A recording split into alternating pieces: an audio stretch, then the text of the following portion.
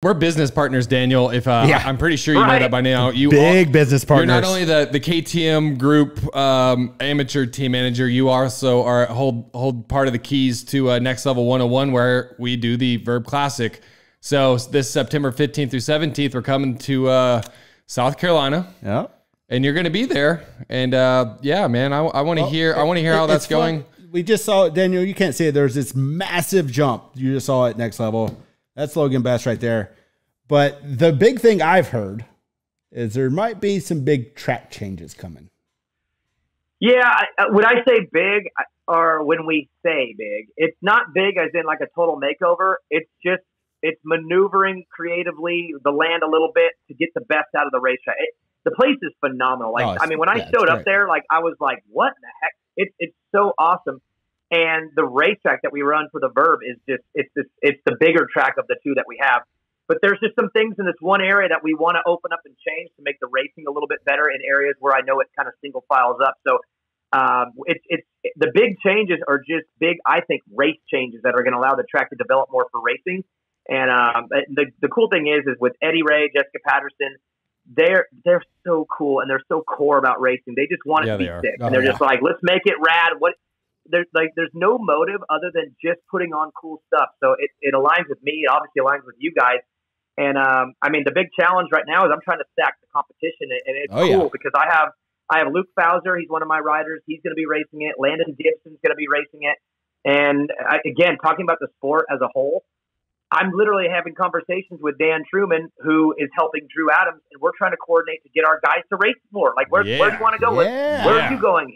So I'm trying to get Drew to come to this because I want Luke and Landon to have to race him. Like, we don't want to dodge the best. Drew's awesome. Like, let's get these boys together and sharpen them up. That way they all are good when they're in the pros. I think we all benefit. You got to, man. I think that's one thing that is missing. So that's the cool thing is that even Truman, you know, talking to Drew and talking to Ryan Holiday at Cowie, I think everyone's on the same page. Like, let's make these kids sick. Let's get them together and make them race more than 2 or 3 times a year. Let's race them as many times as we can, put them on the cage together. Well, another great, unique thing about Vurb Classic is that we're there. And the biggest thing that we pride ourselves on is media coverage. So, like, there are a lot of other races throughout the year, whether they be featured events, major events. Obviously, the major events get a ton of coverage regardless.